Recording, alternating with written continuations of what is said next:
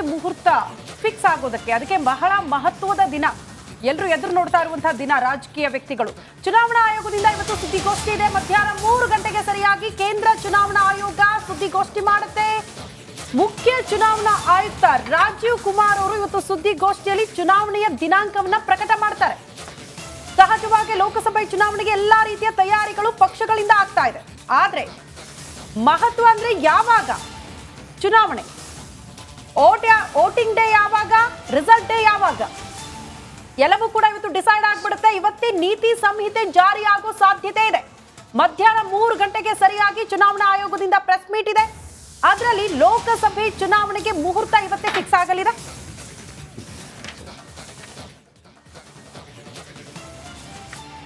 Okay, ಮುಂದಿನ story ಗಮನ ಹರಿಸೋಣ. ಇನ್ನು ಇದರ ಜೊತೆಗೆ ಪ್ರಧಾನಿ ನರೇಂದ್ರ ಮೋದಿ ಅವರು ಕೂಡ ದಕ್ಷಿಣ ಭಾರತ ಟಾರ್ಗೆಟ್ ಮಾಡಿಕೊಂಡಿದ್ದಾರೆ. ಅದರಲ್ಲೂ ಕಲ್ಯಾಣ ಕರ್ನಾಟಕದಿಂದಲೇ ಪ್ರಧಾನಿ ನರೇಂದ್ರ ಮೋದಿ ಅವರ ರಣಕಹಳೆ ಇವತ್ತು ಪ್ರಾರಂಭ ಆಗುತ್ತೆ. ಕಲಬುರಗಿಗೆ ಆಗಮಿಸ್ತಾರೆ ಪ್ರಧಾನಿ ನರೇಂದ್ರ ಮೋದಿ ಅವರು. ಬೃಹತ್ ಸಮಾವೇಶದ ಬಳಿಕ ಬಿಜೆಪಿ ಅಭ್ಯರ್ಥಿಯ ಪರವಾಗಿ ಇವತ್ತು ಮತಯಾಚನೆ ಕೂಡ ಮಾಡ್ತಾರೆ. ಈ ಕುರಿತ ಒಂದು ವರದಿ ಇದೆ, ಕ್ವಿಕ್ ಆಗಿ ನೋಡ್ಕೊಂಡು ಬನ್ನಿ. ವರದಿ ನೋಡೋಕ್ಕೂ ಮುನ್ನ ಇವತ್ತು ಯಾವ ರೀತಿಯ ಸಿದ್ಧತೆ ಕಲಬುರಗಿಯಲ್ಲಿ ಆಗಿದೆ, ಭದ್ರತೆ ಯಾವ ರೀತಿ ಇದೆ, ಯಾವ ರೀತಿ ಪ್ಲಾನಿಂಗ್ ಕೇಸರಿ ಪಡೆಯಿಂದ ಆಗಿದೆ ಅನ್ನೋದನ್ನ ಕೂಡ ನಾವು ಗಮನಿಸಬೇಕಾಗುತ್ತೆ. ಕರ್ನಾಟಕವೇ ಬಹಳ ಮಹತ್ವ ಕೇಸರಿ ಪಾಳ್ಯಕ್ಕೆ. ಕಾರಣ 28 ಲೋಕಸಭಾ ಕ್ಷೇತ್ರಗಳು. ಹಾಗಾಗಿ 28ಕ್ಕೆ 28 ಗೆಲ್ಲಲೇಬೇಕು ಈ ಬಾರಿ, ಶತಾಯಗತಾಯ ಪ್ರಯತ್ನ ಮಾಡಿ ಅಂತ ಕೇಸರಿ ಪಾಳ್ಯ ನಾನಾ ರೀತಿಯಲ್ಲಿ ಒಂದಷ್ಟು ಕಸರತ್ತನ್ನ ಕೂಡ ಮಾಡ್ತಾ ಇದೆ. ಆ ನಿಟ್ಟಿನಲ್ಲಿ ಪ್ರಧಾನಿ ನರೇಂದ್ರ ಮೋದಿ ಅವರ ಆಗಮನ ರಾಜ್ಯಕ್ಕೆ, ಅದು ಕೂಡ ಕಲಬುರಗಿ ಎಐಸಿಸಿ ಅಧ್ಯಕ್ಷರ ತವರು ಜಿಲ್ಲೆಯಿಂದಲೇ ಪ್ರಧಾನಿ ನರೇಂದ್ರ ಮೋದಿ ಅವರು ಇವತ್ತು ಮತ ಶಿಕಾರಿಯಲ್ಲಿ ಭಾಗಿಯಾಗ್ತಾರೆ.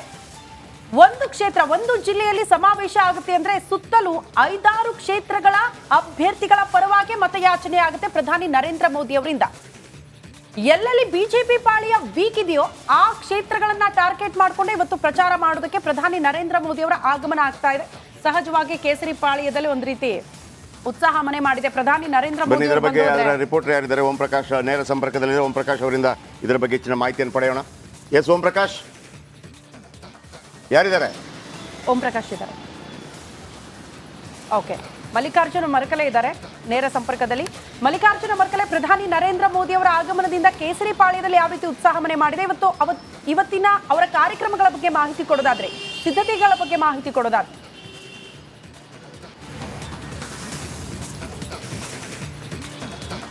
ಹೌದು ಶ್ರುತಿ, ಈಗಾಗಲೇ ಕಲ್ಯಾಣ ಕರ್ನಾಟಕ ಭಾಗದಲ್ಲಿದ್ದು ಪ್ರಧಾನಮಂತ್ರಿ ನರೇಂದ್ರ ಮೋದಿ ಅವರು ಅಬ್ಬರದ ಪ್ರಚಾರ ನಡೆಸಲಿದ್ದಾರೆ ಅಂತ ಹೇಳ್ಬೋದು. ಈಗಾಗಲೇ ಲೋಕಸಭೆ ಚುನಾವಣೆಗೆ ಏನಂದ್ರೆ ದಿನಾಂಕ ನಿಗದಿಗೆ ಕ್ಷಣಗಣನೆ ಕೂಡ ಆರಂಭ ಆಗ್ಯದ ಅಂತ ಹೇಳ್ಬೋದು. ಇದು ಪ್ರಧಾನಮಂತ್ರಿ ಮೋದಿ ಅವರ ಕೊನೆಯ ಒಂದು ಪ್ರಧಾನಿಯಾಗಿ ಭಾಷಣ ಅಂತ ಹೇಳ್ಬೋದು.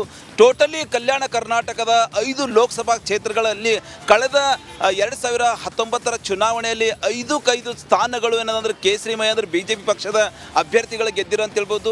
ಹೀಗಾಗಿ ಕಲ್ಯಾಣ ಕರ್ನಾಟಕ ಭಾಗದಲ್ಲಿ ಇವತ್ತು ವಿಶೇಷವಾಗಿ ಬೀದರ್ ಲೋಕಸಭಾ ಕ್ಷೇತ್ರ ಇರ್ಬೋದು, ಗುಲ್ಬರ್ಗ ಇರ್ಬೋದು, ರಾಯಚೂರು ಇರ್ಬೋದು, ಬಳ್ಳಾರಿ ಇರ್ಬೋದು, ಕೊಪ್ಪಳ ಇರ್ಬೋದು, 5 ಲೋಕಸಭಾ ಕ್ಷೇತ್ರದಲ್ಲಿ ಏನಂದ್ರೆ ಇವತ್ತು ಪ್ರಧಾನಮಂತ್ರಿ ನರೇಂದ್ರ ಮೋದಿ ಅವರು ಮೋಡಿ ಮಾಡ್ಲಿಕ್ಕೆ ಏನಂದ್ರೆ ಈಗಾಗಲೇ ನೆರೆಯ ತೆಲಂಗಾಣಕ್ಕೆ 10 ಗಂಟೆ ಆಗಮಿಸ್ತಾರೆ. ತೆಲಂಗಾಣದಲ್ಲಿ ಕಾರ್ಯಕ್ರಮ ಮುಗಿಸ್ಕೊಂಡು 2 ಗಂಟೆಗೆ ಏನಂದ್ರೆ ಕಲಬುರಗಿ ನಗರಕ್ಕೆ ಆಗಮಿಸ್ತಾರೆ. ಕಲಬುರಗಿ ನಗರಕ್ಕೆ ಆಗಮಿಸಿದ ನಂತರ ಸುಮಾರು ಒಂದು 15ರಿಂದ 20 ನಿಮಿಷಗಳ ಕಾಲ ಅದ್ದೂರಿ ರೋಡ್ ಶೋ ಏನಂದ್ರೆ ಮಾಡ್ತಾರೆ. ರೋಡ್ ಶೋ ಬಳಿಕ NV ಗ್ರೌಂಡ್ ಅಲ್ಲಿ ಏನಂದ್ರೆ ಒಂದು ಬೃಹತ್ ಸಮಾವೇಶನ ಹಮ್ಮಿಕೊಂಡಿದ್ದಾರೆ ಅಂತ ಹೇಳ್ಬೋದು. ಆ ಒಂದು ಸಮಾವೇಶದಲ್ಲಿ ಸುಮಾರು 2 ಲಕ್ಷಕ್ಕೂ ಅಧಿಕ ಏನಂದ್ರೆ ಕಲ್ಯಾಣ ಕರ್ನಾಟಕ ಭಾಗದ ಬಿಜೆಪಿ ಕಾರ್ಯಕರ್ತರು ಏನಂದ್ರೆ ಬರುವ ನಿರೀಕ್ಷೆ ಇದೆ ಅಂತ ಹೇಳ್ಬೋದು. ಇಡೀ ನಾ ಹಿಂಭಾಗದಲ್ಲಿ ತೋರಿಸ್ತೀನಿ, ನಮ್ಮ ಕ್ಯಾಮ್ರಾಮನ್ ತೋರಿಸ್ತಾರೆ. ಇಡೀ ಕಲಬುರಗಿ ನಗರ ಕೇಸರಿಮಯ ಆಗ್ಯದ. ಎಲ್ಲಿ ನೋಡ್ರಲ್ಲಿ ಏನಂದ್ರೆ ಬಿಜೆಪಿ ಧ್ವಜಗಳು ಹಾರಾಡ್ಲತ್ತಾವ ಅಂತ ಹೇಳ್ಬೋದು. ಇಡೀ ಕಲ್ಯಾಣ ಕರ್ನಾಟಕದ ಕೇಂದ್ರ ಸ್ಥಾನ ಆಗಿರುವ ಕಲಬುರಗಿ ಗೊತ್ತು ಕೇಸರಿಮಯ ಆಗ್ಯದ ಅಂತ ಹೇಳ್ಬೋದು. ಹೀಗಾಗಿ ಈ ಒಂದು ಕಲಬುರಗಿ ವಿಶೇಷವಾಗಿ AICC ರಾಷ್ಟ್ರೀಯ ಅಧ್ಯಕ್ಷ ಮಲ್ಲಿಕಾರ್ಜುನ್ ಖರ್ಗೆ ಅವರ ತವರು ಕ್ಷೇತ್ರ, ಅವರ ತವರು ಜಿಲ್ಲೆ. ಪ್ರಧಾನಮಂತ್ರಿ ನರೇಂದ್ರ ಮೋದಿ ಅವರು ಈಗಾಗಲೇ ಖರ್ಗೆ ಅವರ ಈ ಒಂದು ಏರಿಯಾನ ಟಾರ್ಗೆಟ್ ಮಾಡಿಕೊಳ್ಳುವ ಮೂಲಕ ಚುನಾವಣೆ ರಣಕಹಳೆ ಏನದಂದ್ರೆ ಈ ಒಂದು ಭಾಗದಿಂದಲೇ ಏನದಂದ್ರೆ ಇವತ್ತು ಚಾಲನೆ ಕೊಡ್ತಾ ಇದ್ದಾರೆ ಅಂತ ಹೇಳ್ಬೋದು. ಹೀಗಾಗಿ ಸಾಕಷ್ಟೊಂದು ಪ್ರಧಾನಿಯವರ ಭಾಷಣ, ಪ್ರಧಾನಿಯವರ ಕಾರ್ಯಕ್ರಮ ಈ ಒಂದು ಭಾಗದ ಬಿಜೆಪಿ ಕಾರ್ಯಕರ್ತರಲ್ಲಿ ಸಾಕಷ್ಟೊಂದು ಉತ್ಸಾಹ ಮನಿ ಮಾಡಿದೆ ಅಂತ ಹೇಳ್ಬೋದು. ಹೀಗಾಗಿ ನೆರೆಯ ಜಿಲ್ಲೆ ವಿವಿಧ ಬಳ್ಳಾರಿ ಇರ್ಬೋದು, ರಾಯಚೂರು, ಯಾದಗಿರಿ, ಬೀದರು ಈ ಭಾಗದ ಸಾಕಷ್ಟು ಜನ ಸಹಸ್ರಾರು ಸಂಖ್ಯೆಯಲ್ಲಿ ಕಾರ್ಯಕರ್ತರನ್ನ ಬೆಳಗ್ಗೆಯಿಂದಲೇ ಆಗಮಿಸ್ತಾ ಇದ್ದಾರೆ ಅಂತ ಹೇಳ್ಬೋದು. ಅದ್ರ ಜೊತೆ ಈಗಾಗಲೇ ಮಾಜಿ ಮುಖ್ಯಮಂತ್ರಿ BS ಯಡಿಯೂರಪ್ಪ ಇರ್ಬೋದು, R ಅಶೋಕ್ ಇರ್ಬೋದು, ಬಿಜೆಪಿ ರಾಜ್ಯಾಧ್ಯಕ್ಷ ವಿಜೇಂದ್ರ ಈಗಾಗಲೇ ಆಗಮಿಸಿದ್ದಾರೆ. ಹೀಗಾಗಿ ಟೋಟಲಿ ಕಾರ್ಯಕ್ರಮದ ಸಿದ್ಧತೆಗಳು ಪೂರ್ಣಗೊಂಡವ ಅಂತ ಹೇಳ್ಬೋದು. ಹೀಗಾಗಿ ಲೋಕಸಭೆ ಚುನಾವಣೆಯಲ್ಲಿ ಮತ್ತೆ ರಾಜ್ಯದಲ್ಲಿ ಅತಿ ಹೆಚ್ಚಿನ ಸ್ಥಾನಗಳನ್ನು ಗೆಲ್ಲಬೇಕು ಅಂತೇಳಿ ಬಿಜೆಪಿ ಸಾಕಷ್ಟೊಂದು ನಾನಾ ಪ್ಲಾನ್ ಮಾಡತ್ತ. ಕಳೆದ ಬಾರಿ ಕೂಡ ಮಾರ್ಚ್ ಓಂ ಪ್ರಕಾಶ್ ಕೂಡ ಇದ್ದಾರೆ. ಓಂ ಪ್ರಕಾಶ್, ಬಹಳ ಮುಖ್ಯವಾಗಿ ಮಲ್ಲಿಕಾರ್ಜುನ ಖರ್ಗೆ ಅವರ ಕ್ಷೇತ್ರದಿಂದಲೇ ಭಾಷಣ ಶುರು ಆಗತ್ತೆ. ಚುನಾವಣಾ ಪ್ರಚಾರ 4 ದಿನ ನಿರಂತರ. ಒಂದು ಕಡೆ ಅನ್ಸುತ್ತೆ, ನಿನ್ನೆ ಕೂಡ ನಮ್ಮ ರಿಪೋರ್ಟರ್ಗಳು ದೆಹಲಿಯಲ್ಲಿ ಅವರನ್ನು ಕೇಳುವಂಥ ಪ್ರಯತ್ನ ಮಾಡಿದರು ಮಲ್ಲಿಕಾರ್ಜುನ ಖರ್ಗೆ ಅವರನ್ನ. ಮಲ್ಲಿಕಾರ್ಜುನ ಖರ್ಗೆ ಅವರು ಹೇಳಿದರು ಇಲ್ಲ, ಅಂದರೆ ಯಾವುದೇ ರೀತಿಯ ಪ್ರತಿಕ್ರಿಯೆ ಕೊಡಲಿಲ್ಲ. ಉಮೇಶ್ ಜಾಧವ್ ಆಲ್ರೆಡಿ ಕ್ಯಾಂಡಿಡೇಟ್ ಆಗಿ ಘೋಷಣೆ ಆಗಿದೆ. ಮಲ್ಲಿಕಾರ್ಜುನ ಖರ್ಗೆ ಸ್ಪರ್ಧೆ ಮಾಡ್ತಾರೆ ಫಸ್ಟ್ ಆಫ್ ಆಲ್ ಈ ಬಾರಿ. ಆಮೇಲೆ ಇಲ್ಲಿಂದಲೇ ಚುನಾವಣಾ ಪ್ರಚಾರ ಭಾಷಣ ಮಾಡೋದಕ್ಕೆ ಏನು ಕಾರಣ? ಯಾಕಂದರೆ ಇದೆಲ್ಲವೂ ಕೂಡ ಅವರದೇ ಬೆಲ್ಟ್ ಒಂದು ಲೆಕ್ಕದಲ್ಲಿ. ಕಲ್ಯಾಣ ಕರ್ನಾಟಕದಲ್ಲಿ ನಿಮಗೆ ನೋಡಿ, ಒಟ್ಟು ಕ್ಷೇತ್ರಗಳ ಪೈಕಿನೂ ಅತಿ ಹೆಚ್ಚು ಕ್ಷೇತ್ರಗಳು ಅಲ್ಲಿ ಅವರಿಗೆ ಅವಕಾಶಗಳಿರುತ್ತೆ. 40 ಕ್ಷೇತ್ರಗಳ ಪೈಕಿ ಹೌದು. ಈ ಬಾರಿ ಕಾಂಗ್ರೆಸ್ 26, BJP 10, JDS 3, KRPP 1 ವಿಧಾನಸಭಾ ಚುನಾವಣೆಯಲ್ಲಿ. ಬೀದರ್ ಭಗವಂತ ಖೂಬಾ ಇದ್ದಾರೆ, ಬಳ್ಳಾರಿ ಶ್ರೀರಾಮುಲು ಇದ್ದಾರೆ, ಕಲಬುರಗಿ ಉಮೇಶ್ ಜಾಧವ್ ಇದ್ದಾರೆ, ಕೊಪ್ಪಳ ಡಾಕ್ಟರ್ ಬಸವರಾಜ್ ಈ ಬಾರಿ ಹೊಸ ಇದು. ಆದರೆ ಅಲ್ಲಿ ಸಂಗಣ್ಣ ಕರಡಿದ್ರು. ರಾಯಚೂರು BJP ಇತ್ತು. 5ಕ್ಕೆ 5 BJP. ಸೊ ಏನು ಟಾರ್ಗೆಟ್ ಮಾಡ್ತಾ ಇದ್ದಾರೆ ಭಾಳ ಮುಖ್ಯವಾಗಿ? ಮತ್ತೆ ಜನರನ್ನು ಗೆಲ್ಲಿಸಬೇಕು, ಮತ್ತೆ ನಮ್ಮನ್ನು ಗೆಲ್ಲಿಸಬೇಕು ಅಂತನ ಏನು ಮುಖ್ಯ ಎಜೆಂಡಾ ಆಗಿರುತ್ತೆ ಇವತ್ತು ನರೇಂದ್ರ ಮೋದಿ ಅವರದು?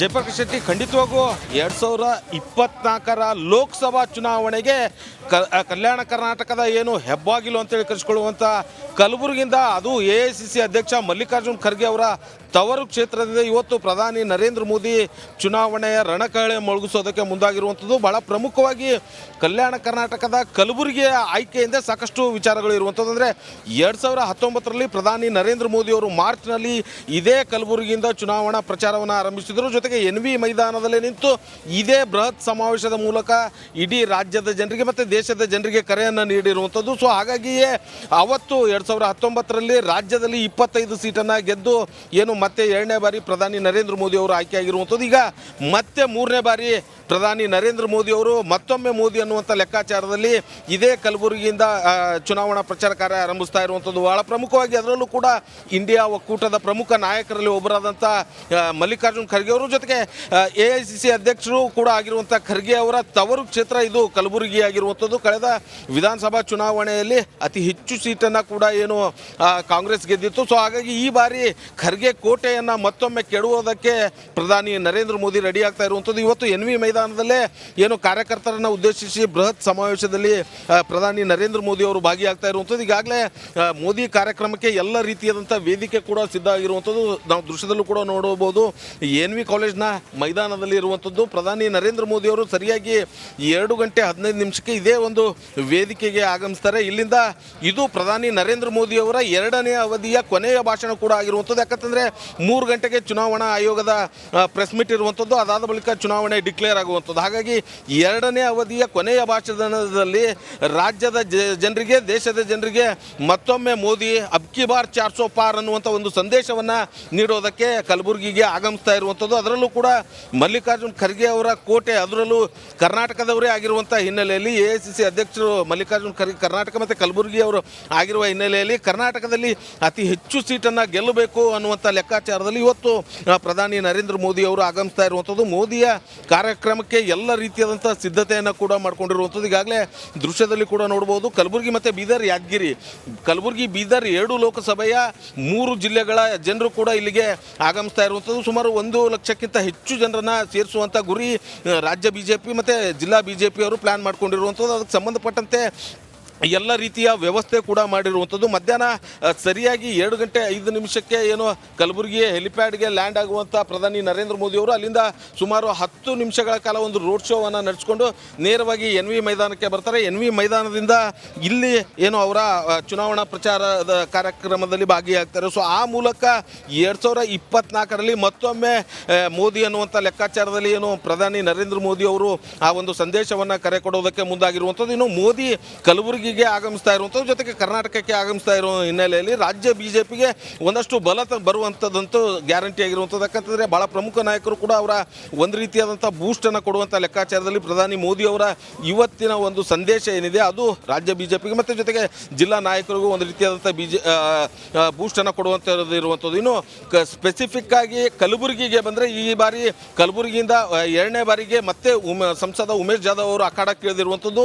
ಕಾಂಗ್ರೆಸ್ನ ಟಿಕೆಟ್ ಇನ್ನೂ ಫೈನಲ್ ಆಗಿಲ್ಲ. AICC ಅಧ್ಯಕ್ಷ ಮಲ್ಲಿಕಾರ್ಜುನ್ ಖರ್ಗೆ ಅವರೇ ಅಖಾಡಕ್ಕೆ ಇಳಿತಾರಾ ಅಥವಾ ಅವರ ಅಳಿಯ ರಾಧಾಕೃಷ್ಣ ಅವರನ್ನು ಇಳಿಸ್ತಾರ ಅನ್ನೋದ್ರ ಬಗ್ಗೆ ಕೂಡ ಚರ್ಚೆ ನಡೆದಿರುವಂಥದ್ದು. ಸಾಕಷ್ಟು ಕಾಂಗ್ರೆಸ್ ಕಾರ್ಯಕರ್ತರಿಗೆ ಅವರು ತಮ್ಮ ಅಳಿಯನನ್ನೇ ಅಖಾಡಕ್ಕೆ ಇಳಿಸಬೇಕು ಅನ್ನುವಂಥ ಲೆಕ್ಕಾಚಾರದಲ್ಲಿ ಇರುವಂಥದ್ದು. ಸೊ ಹಾಗಾಗಿ ಕೆಲವೊಂದು ಕಡೆ ಖರ್ಗೆ ಅವರು ಕೂಡ ಅಖಾಡಕ್ಕೆ ಇಳಿಬೇಕು ಅನ್ನುವಂಥ ಒಂದಷ್ಟು ಒಲವು ಕೂಡ ಇರುವಂಥದ್ದು. ಹಾಗಾಗಿ ಮಲ್ಲಿಕಾರ್ಜುನ್ ಖರ್ಗೆ ಅವರು ಇಳಿಬಹುದು ಅಥವಾ ಕೊನೆ ಹಂತದಲ್ಲಿ ಬದಲಾವಣೆ ಆದರೆ ರಾಧಾಕೃಷ್ಣ ದೊಡ್ಡಮನಿ ಅವರ ಅಳಿಯ ಇಳಿಬಹುದು. ಸೊ ಹಾಗಾಗಿ ಕಲಬುರಗಿಯಿಂದ ಮತ್ತೆ ಏನು ಉಮೇಶ್ ಜಾಧವ್ಗೆ ಖರ್ಗೆ ಕುಟುಂಬದಿಂದನೇ ಎದುರಾಳಿಯಾಗಿ ನಿಲ್ಲುವಂಥದ್ದಂತೂ ಪಕ್ಕ ಆಗಿರುವಂಥದ್ದು. ಸೊ ಹಾಗಾಗಿ ಇವತ್ತಿನ ಏನು ಮೋದಿಯ ಕಾರ್ಯಕ್ರಮ ಬಹಳ ಪ್ರಮುಖವಾಗಿರುವಂಥದ್ದು.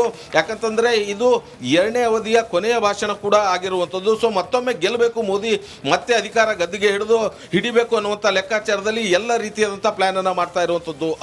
ಜಯಪ್ರಕಾಶ್ ಶೆಟ್ಟಿ. ಥ್ಯಾಂಕ್ ಯು ನಿಮ್ಮೆಲ್ಲ ಮಾಹಿತಿ.